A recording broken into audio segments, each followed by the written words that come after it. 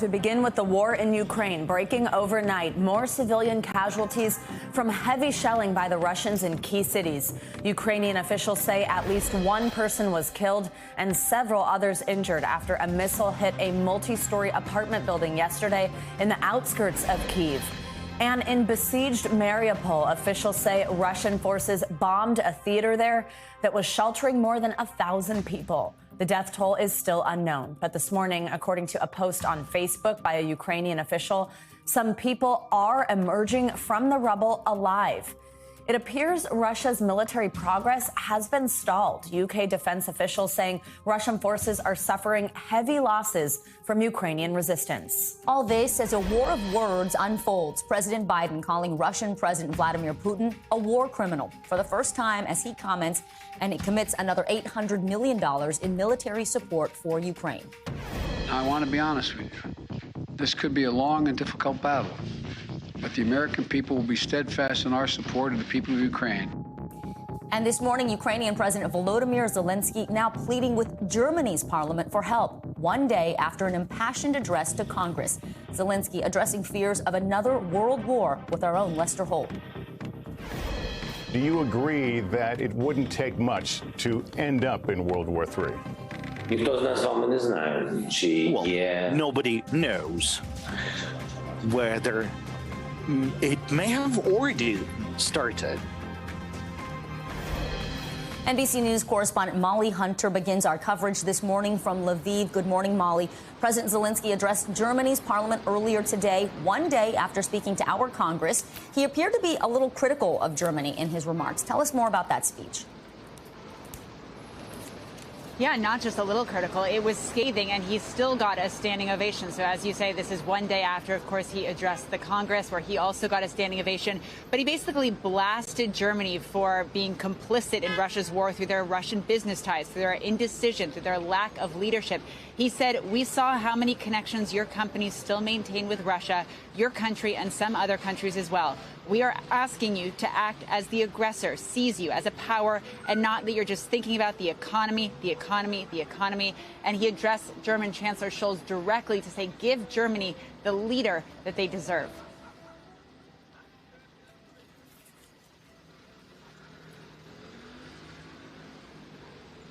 Molly, Mariupol has been one of the worst hit cities in this conflict. Ukrainian officials have accused Russia of bombing a theater and a swimming pool that was sheltering civilians. Russia has denied carrying out that attack. What can you tell us about this incident, and how are the humanitarian efforts going in that city?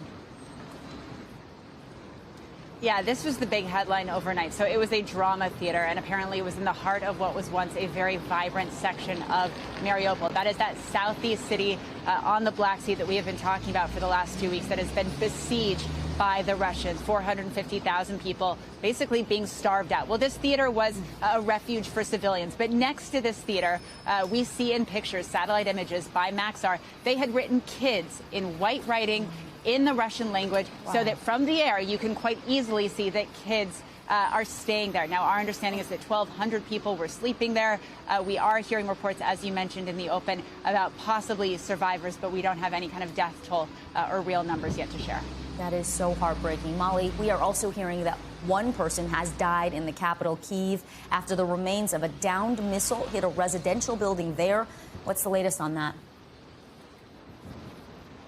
Yeah, and this has been happening for the last several nights, as our Richard Engel has been reporting in the capital of Kyiv. Now, according to the Ukrainian military, they have stalled Russian ground forces, so tanks and ground troops outside some of these cities that they have attacked heavily and besieged, like Mariupol, like Volnovakha, like Kharkiv, and like the capital city. What's happening now, because those troops have stalled, is they are firing rockets, they are firing attacks, they are firing missiles into the center of these cities indiscriminately, hitting civilian targets like apartment buildings, like metro stops, like a railway station.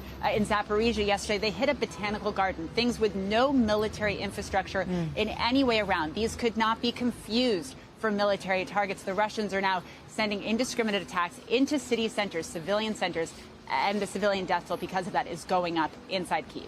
Molly, these are some of the terrible war crimes that Russia is being accused of. Thank you so much for your reporting. We'll catch up with you a little later in the show. Now, after his emotional message to Congress yesterday, Ukrainian President Volodymyr Zelenskyy spoke with our own Lester Holt to discuss the state of his country as the Russian invasion continues. Here's Lester with more. I spoke to Ukraine's President Zelenskyy in an NBC News exclusive interview with the help of a Ukrainian government-provided translator. I'd like to begin by asking you the status of negotiations between Ukraine and Russia. There's been some reporting that the framework of a deal is being hammered out, one in which you would renounce NATO ambitions, declare neutrality, not allow foreign militaries to base on your land. Can you confirm any of that and update us on the status of negotiations? Well, thank you for this question, Lester. First of all, the negotiations are still in progress. The negotiations are fairly difficult. And the current conditions of negotiation, I would say, it continues. Any war could be finished at the table of negotiations. You delivered a very passionate speech to Congress. You once again renewed your call for a no-fly zone. As you know, that's a non-starter in this country. But you also made the pitch for an alternative, and that's the fighter planes. Do you think that President Biden is inching closer to perhaps reconsidering transferring fighter planes to Ukraine? Well, this is the choice for the President Biden to take, and the whole civilized world would need to take. And hopefully that choice would coincide with the choice of the Ukrainian people, because currently Russia has an advantage in the air. Our partners can support us from the standpoint of supporting and supplying of those aircraft. President Biden has been very clear. He's worried about provocations that could trigger World War III. Do you understand his concern there, and do you agree that it wouldn't take much to end up in World War III? Well, nobody knows whether it may have already started, and what is the possibility of this war if Ukraine will fall, in case Ukraine will fall. It's very hard to say, and we've seen this 80 years ago when the Second World War has started, and there were similar tragedies in the history. Nobody would be able to predict when the full-scale war would start and how it will end and who will put an end to that. In any case, the wars tend to end up in millions of people lost. People die, and millions of buildings destroyed. Now we have different technologies, nuclear weapons. In this case, we have the whole civilization at stake. The U.S. administration has raised concerns that Russia might launch a chemical attack. Do you think there is a red line, and whether that would be a red line that the U.S. would move forward and become more actively involved in combat? I believe that Russians have already crossed all the red lines when they started shelling civilians. They've killed over 100 of children. And I don't understand the meaning of red lines. What else should we wait for? For letting Russians kill 200, 300, or 400 children? And then I asked him about the fate of Ukraine's capital, the city where he still is tonight, with the Russian onslaught intensifying. If Kyiv falls to the Russians, does the entire country of Ukraine fall to the Russians? Well, our people are unconquerable. And this is what our people have clearly demonstrated. You can conquer the city, you can break the heart, but you won't be able to force anyone to love someone. That is why the heart will always remain with the Ukrainians. President Zelenskyy hosted 3 European leaders earlier this week. I asked him whether he has invited President Biden. He replied he would be happy to do so. Lester Holt, thank you so much again, interviewing him right after addressing Congress. Pretty amazing. Powerful remarks. Well, let's dig a little deeper into the situation in Ukraine with Joe Cirincione. He's a nuclear expert and a distinguished fellow at the Quincy Institute for Responsible Statecraft. Joe, good morning. You said in a recent interview that we are closer to the risk of nuclear use than at any time since the 1980s. Yesterday, President Biden called Putin, quote, a war criminal, which then Moscow called unacceptable and unforgivable. My question is, at this point, is it wise to use rhetoric like that? Or does the world need to call a spade and take action to stop Putin? I've read that, sometimes with a bully, you have to speak bully. Use language Putin understands. What do you think, Joe?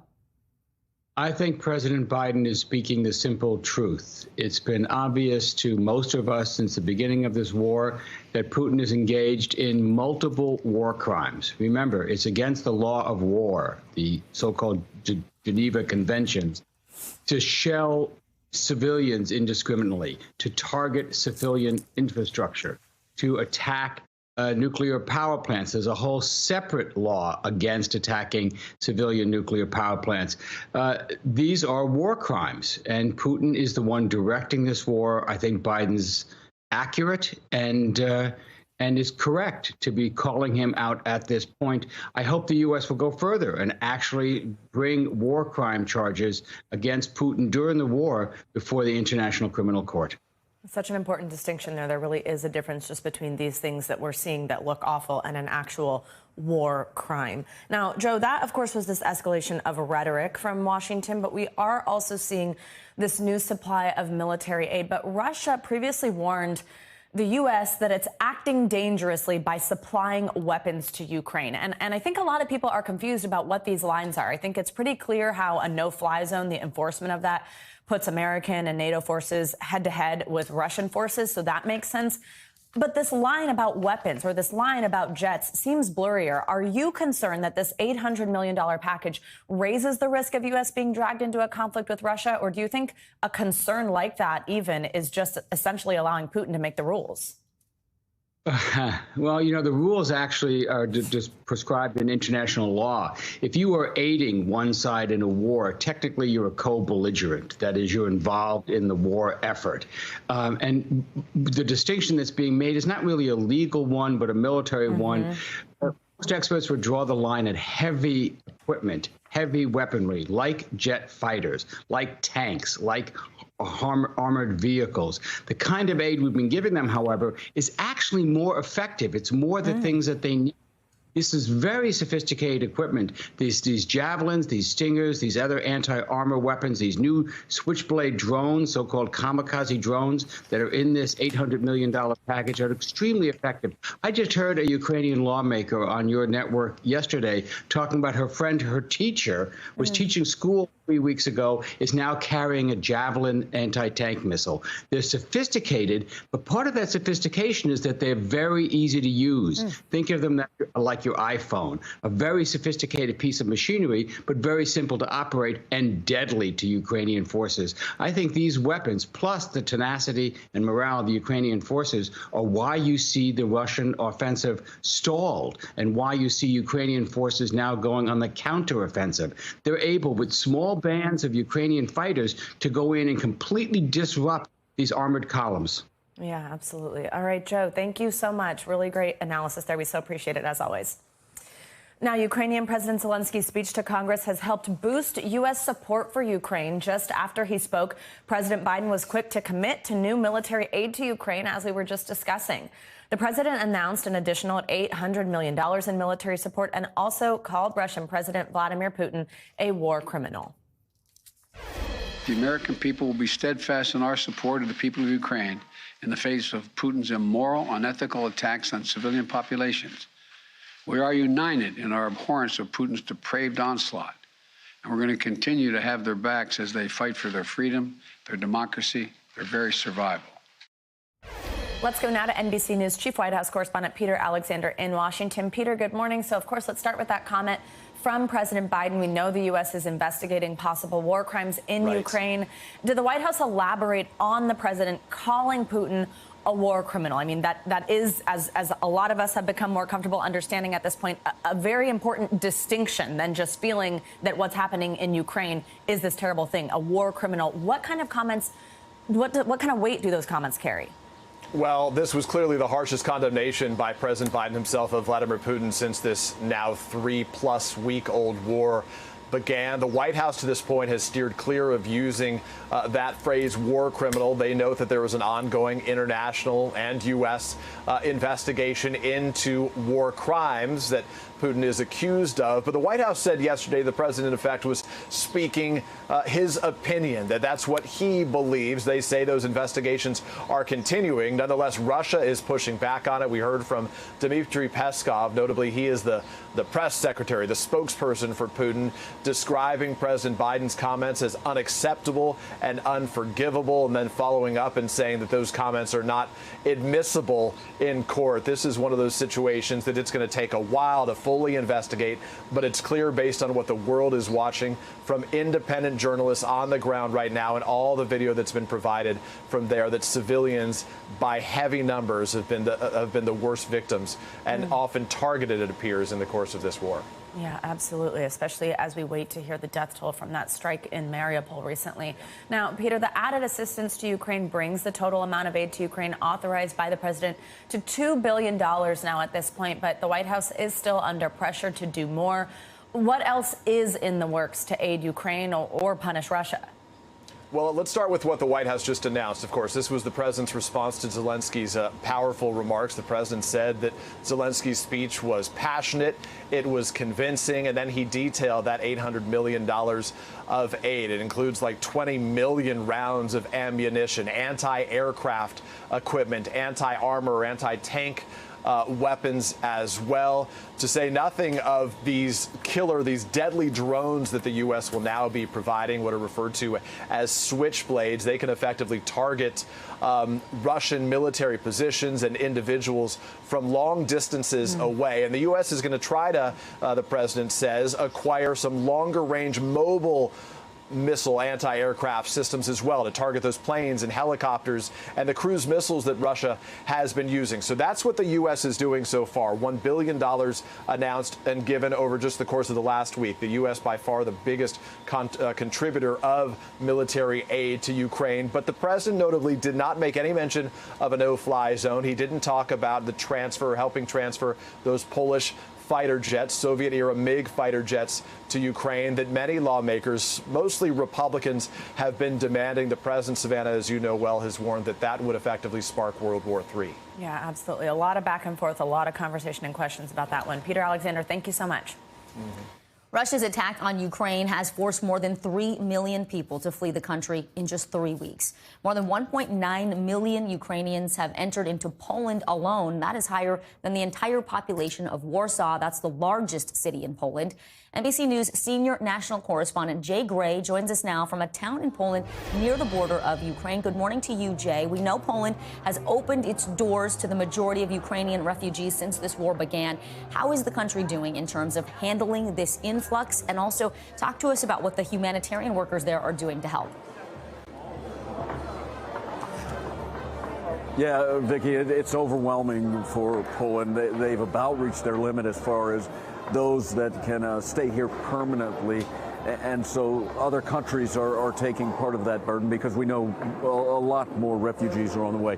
You asked about the humanitarian effort. There's not one that's much better than this. I'm standing in what used to be an empty warehouse, an abandoned warehouse, no power, no water. It has been transformed by the World Central Kitchen into a world-class kitchen. Chefs from around the country coming in and doing what they can to provide help, provide food, nourishment for those who are making that journey. And it's unbelievable just to see the process that they've created here.